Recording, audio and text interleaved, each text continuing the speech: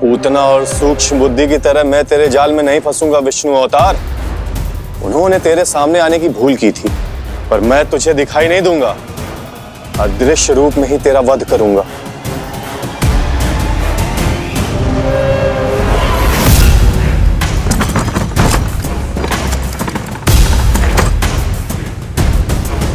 तेरी मां तुझे साधारण से धूप से बचाना चाहती थी।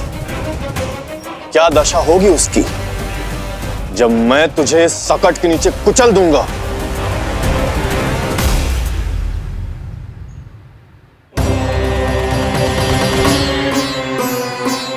जाने ये पूजा कब समाप्त होगी। कहीं उठ तो ना गया होगा मेरा लल्ला। मुझे उसे देखना है। पर जो पंडित जी हैं कि अब देख कैसे इस शकट के भार के नीचे दब जाता है तेरा कोमल तन।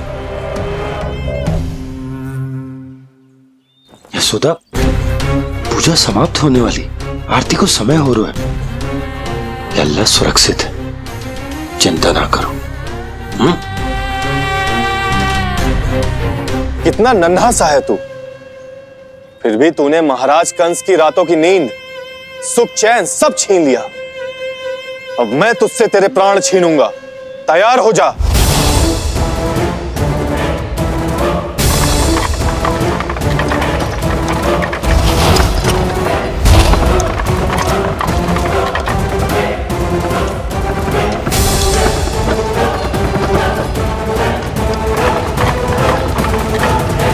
ये क्या हो रहा है?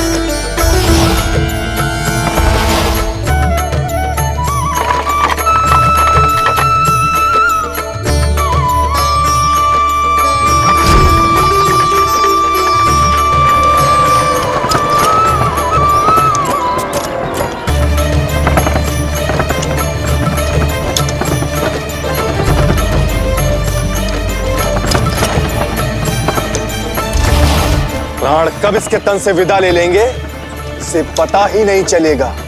ताई जी! यशोदा ताई जी!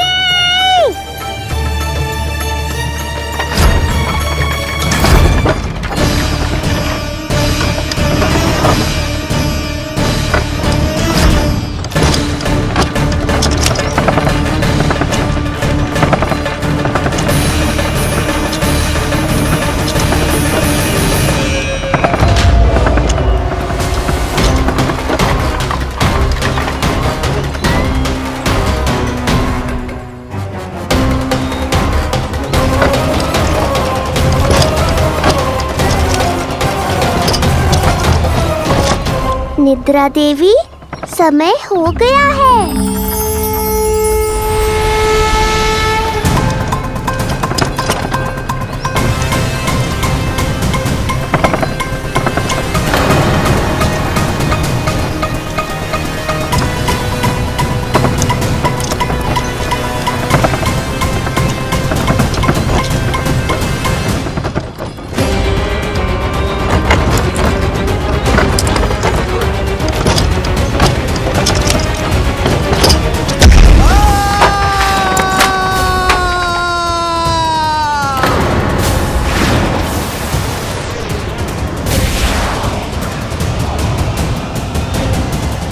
बोलो श्री नारायण भगवान की जय।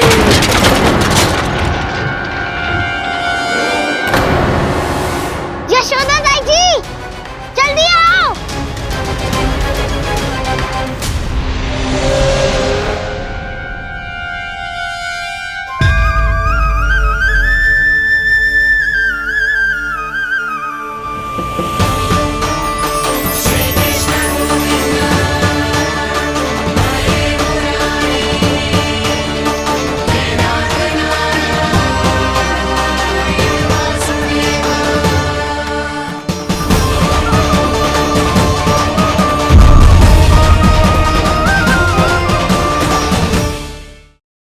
यशोमती मैया के नंद लाला।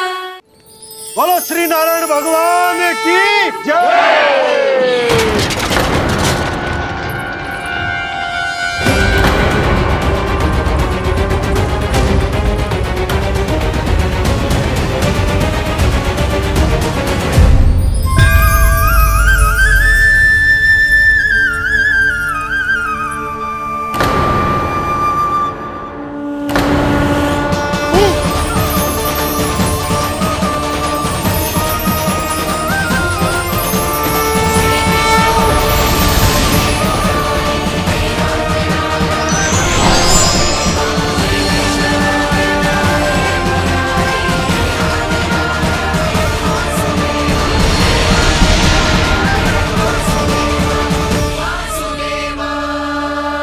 प्रभु,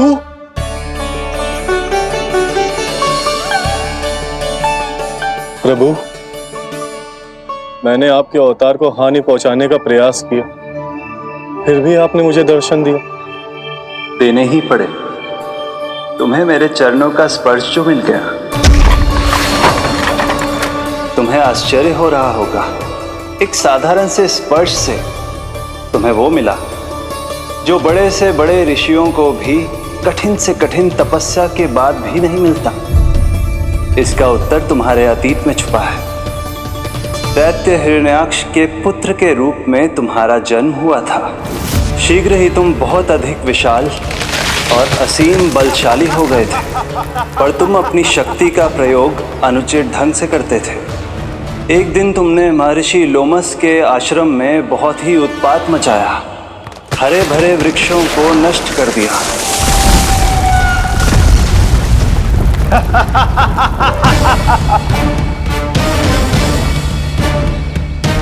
देख क्या रहे हो ऋषिवर? ये विशाल वृक्ष भी मेरे इस विराट तन के आगे कुछ भी नहीं है। जिसे स्वयं अर्जित तक नहीं किया, उस तन पर इतना अभिमान। तो सुन ले, जिनसे तेरा तन बना है, उन्हीं पंच तत्वों में इसी क्षण ये विलीन हो जाएगा। ये मेरा श्राप है तुझे, मेरा श्राप है तुझे।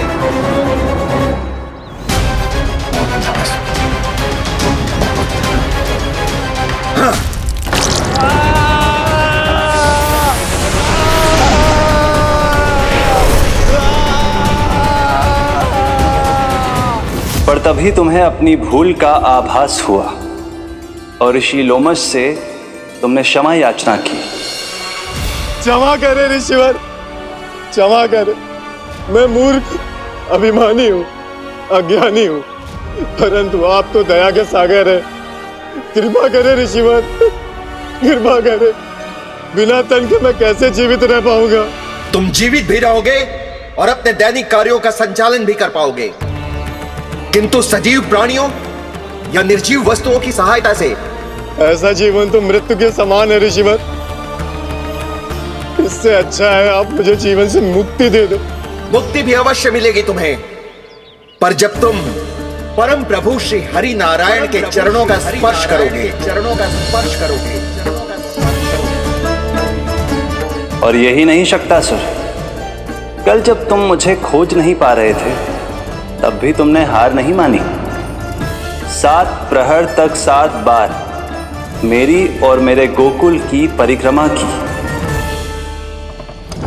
इस क्रम में तुमने अनजाने में ही अपना पश्चाताप पूरा किया और पुण्य अर्जित कर लिया। इसलिए मैं तुम्हें मोक्ष प्रदान करता हूं। इसलिए मैं तुम्हें मोक्ष प्रदान करता हूं।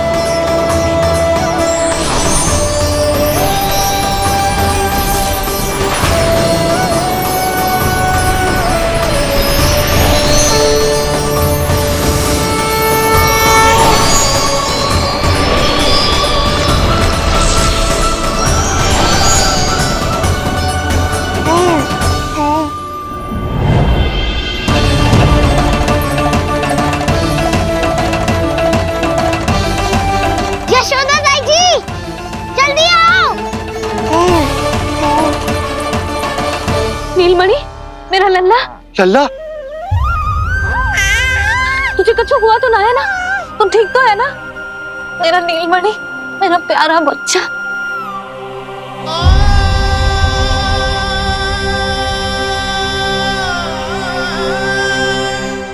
भोला, बंसी, ये सब क्या है?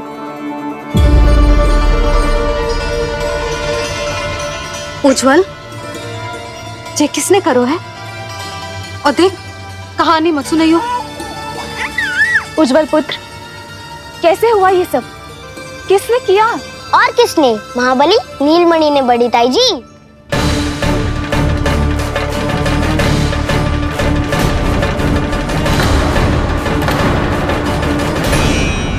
जी क्या बोल रहे हो? सच्ची सच्ची बता।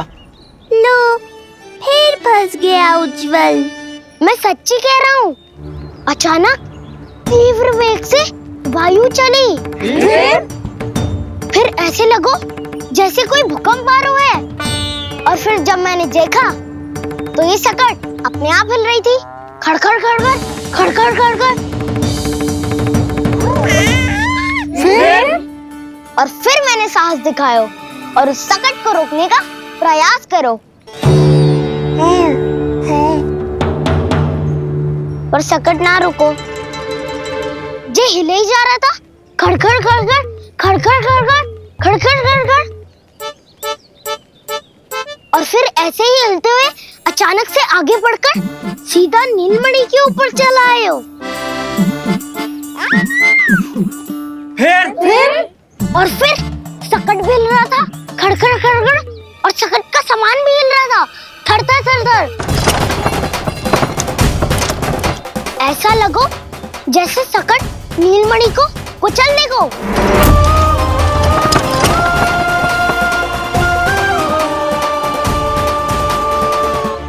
पर तभी जे जाग गए हो।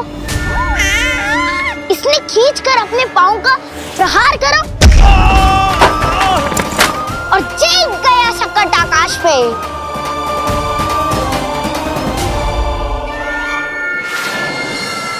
और फिर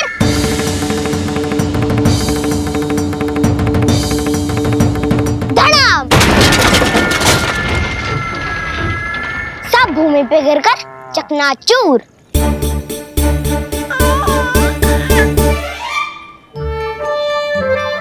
मैं सच्ची कह रहा हूँ ताई जी, नीलमणि के पैर का स्पर्श होते ही वो सकट ऐसे वायु में उड़ी जैसे कोई फूल।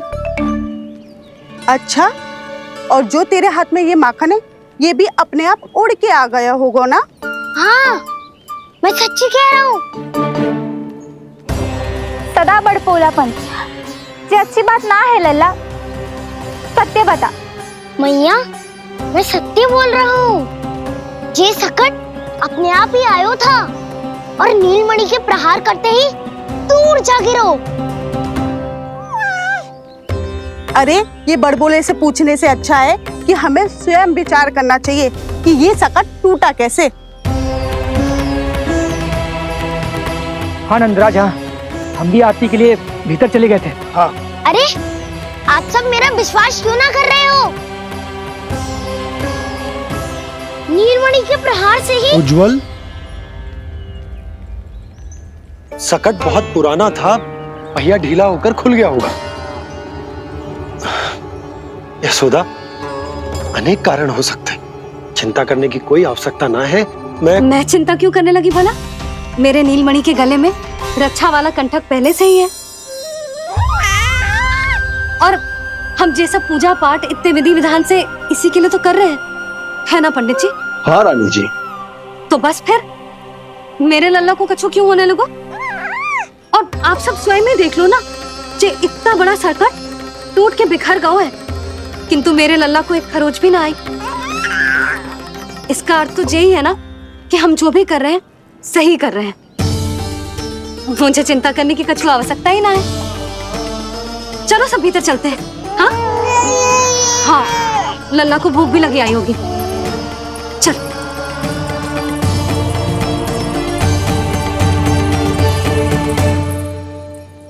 नंदराज जी, अब हमें भी आज्ञा दीजिए। प्रणाम पंडित जी। ध्यान कहाँ था तुम दोनों का? और अधिक सावधान रहने की आवश्यकता थी ना? क्षमा कीजिए नंदराज।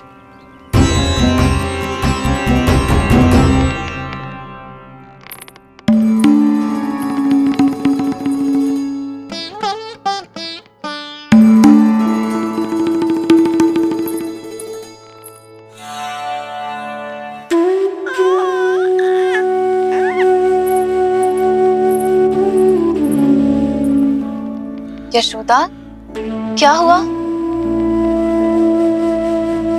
बोलो ना, क्या सोच रही हो? मुझे बहुत चिंता हो रही है जीजी। मेरे लल्ला के साथ कुछ ना कुछ दुर्घटना होती रहती है।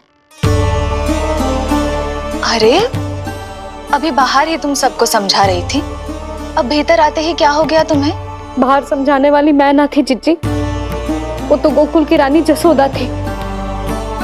किंतु भीतर से मैं अपने नीलमणि की मैया हूँ, बस। और एक मैया को कितनी चिंता होती है, इसे आपसे अधिक कौन जान सकता है। बहुत बड़ा धक्का लगा है मैया को इस घटना से। अब तो ये मेरी रक्षा के लिए और भी अधिक चिंतित हो जाएंगी। यंत्र का कंठक, पूजा पाठ, इतने सारे प्रहरी, सुरक्षा के प्रबंध, यदि इतने सबके बाद भी मैं अपने लल्ला की रक्षा न कर पाई तो मुझसे अधिक अभागी कौन हो सकती है। मैं तुम्हारे मन की दशा समझती हूँ यशोदा। इसी चिंता के कारण ही तो मैंने आज तक अपने पुत्र को छुपा कर रखा है। मैं जानती हूँ जीजी, मैं समझती हूँ। मैंने तो नीलमणि के लिए इतने सारे संस्कार भी करो है, पूजा पाठ की है, किंतु मैंने तो आज तक अपने पुत्र का एक भी संस्कार नहीं किया है। आंसू पोंछ लीजिए बड़ी माँ, शीघ्र ही सब कुछ ठीक हो जाएगा। जब मैंने उसे जन्म दिया, उसके बाद से आज तक न उसे घर के बाहर लाई हूँ, न कोई संस्कार किया है। मैं तो उसका नामकरण भी नहीं करवा पाई हूँ यशोदा। उसके जन्म के समय स्वामी ने ये संदेश भिजवाया था कि उस कंस को हमारे पुत्र के बारे में तनिक भी भनक नहीं पड़नी चाहिए। तब से आज तक भय के छाव में जीती आई हूँ कि वो कंस कहीं हमारे पुत्र को भी ना मार दे, जैसे देवकी के सारे संतानों को मार दिया है। ये आशंका कभी सत्य नहीं होगी बड़ी माँ, मैं हूँ ना। माँ अपनी संतान के मन की बात बिना कहे ही समझ जाती है। आप भी समझ जाओ ना मैया।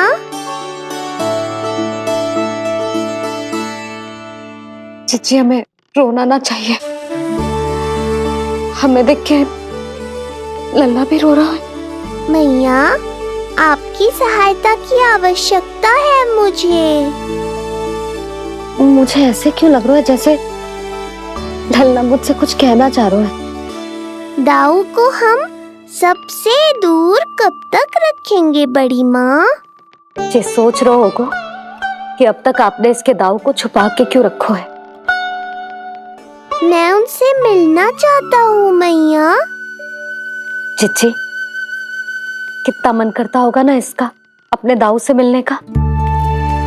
और आपके लल्ला का भी तो मन करता होगा ना कि अपने छोटे भाई को मिले। कितनी बातें करते हैं हम दोनों की इनके सामने। हाँ यशोदा, मैं भी अपने पुत्र को नीलमणि के बारे में सब कुछ बताती हूँ। तो बस फिर हमें साथ साथ रखिए ना। मेरा आधा हिस्सा है वो, उनके बिना मैं अधूरा हूँ मैया। ये दोनों भाई एक दूसरे के बिना अधूरे हैं जीजी। हमें इन दोनों को साथ ही रखना चाहिए। आप ही सोचो, यदि नीलमणि की रक्षा होगी तो आपका लल्ला भी तो सुरक्षित रहेगा। तुम सच कह रही हो यशोदा। हमें इन दोनों को मिलाना चाहिए और साथ में ही रखना चाहिए, सुरक्षित। तब तो शीघ्र ही पंडित जी को बुलाकर हमें शुभ मुहूर्त निकलवाना चाहिए। शुभ मुहूर्त? हाँ, शुभ मुहूर्त। दोनों भाइयों के मिलन के साथ साथ उनका नामकरण संस्कार भी करवा देते। अब अपने दाऊ से मिलूंगा मैं।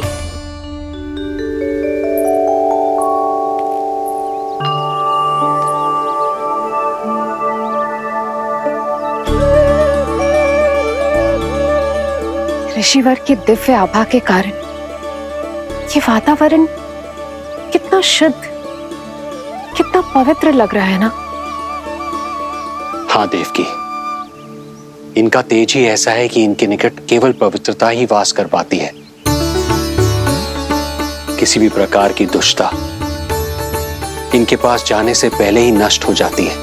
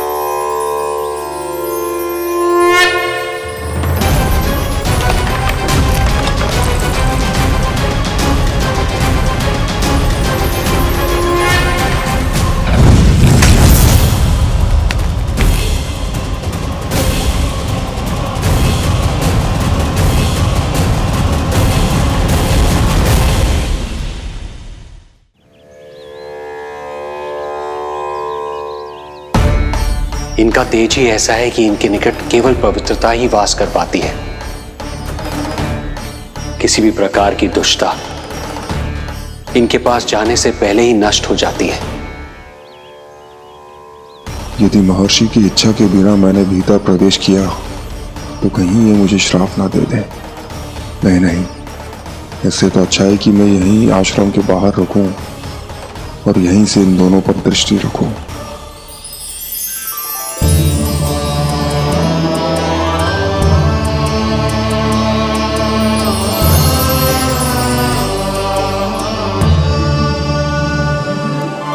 आपके आने का आभास हो गया था राजन।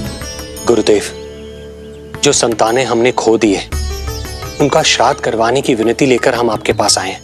आपका आना व्यर्थ नहीं जाएगा राजन, परंतु मुझे आभास हो रहा है श्राद्ध कर्म इस भेंट का एकमात्र कारण नहीं है।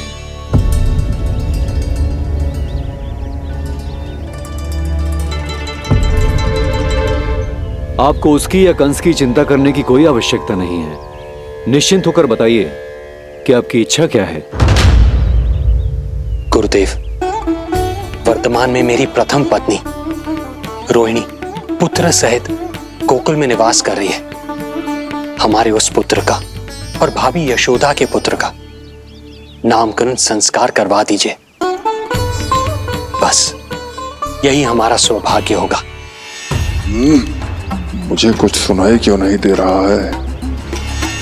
देवी रोहिणी से उत्पन्न आपका पुत्र यादव कुल का राजकुमार है और यादवों का गुरु होने के नाते उसका संस्कार कराना हमारा कर्तव्य है।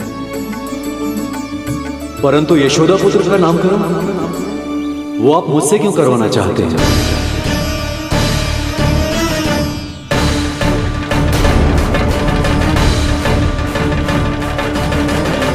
गुरुदेव, सत्य ये है कि रुक क्यों गई रानी देवकी? आपके मन में जो कुछ है कहिए। ये कैसी दुविधा में फंस गया मैं।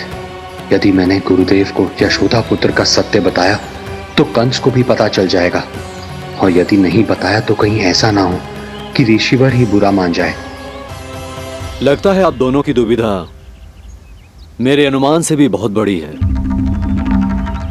अपनी या अपने पुत्र की कुंडली लाए हैं राजन? जी गुरुदेव, अपनी कुंडली है मेरे पास। देवकी,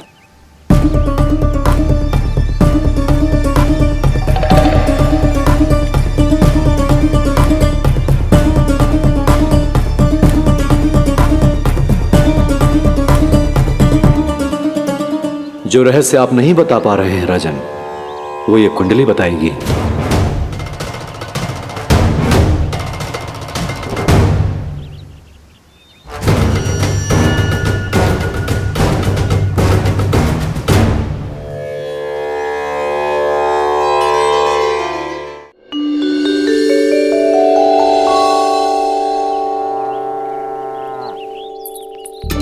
लल्ला बता कैसी है जगदा?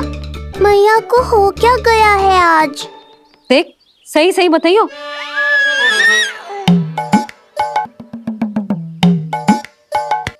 अच्छी है ना?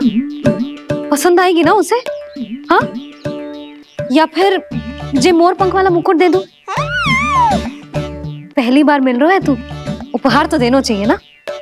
पर बड़े तो वो है ना मैया, उपहार तो वो देंगे मुझे।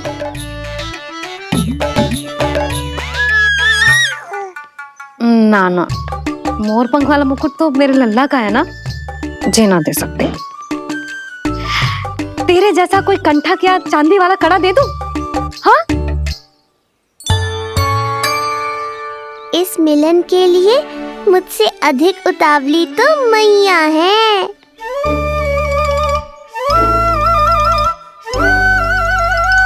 अच्छा जे उपहार छोड़, तू तो जे बता कि तू उसे बुलाएगा क्या कह के? अन्य सभी के जैसे बड़े भैया या गांव वालों के जैसे दद्दा बुलाएगो, या फिर बड़े नगरों में जैसे बुलाते हैं ज्येष्ठ भ्राता बुलाएगो, या फिर प्रेम से बुलाएगो दाऊ दाऊ बुलाएगो ना?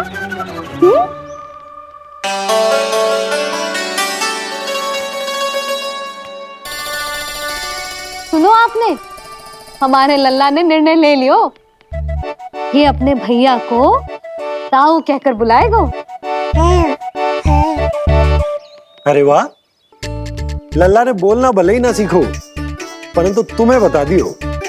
और नहीं तो क्या, लल्ला कुछ कहे ना कहे माँ तो समझ जाती है ना लल्ला?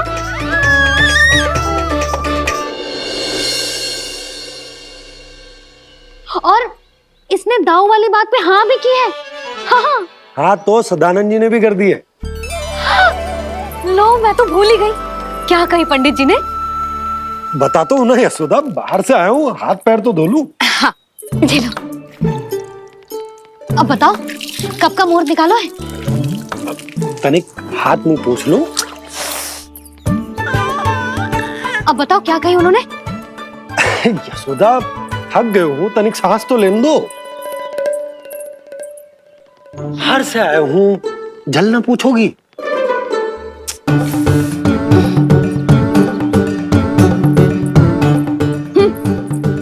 अब बता दो जी।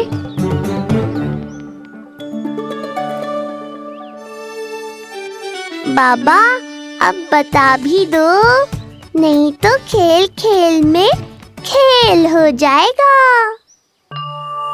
हाँ बताओ।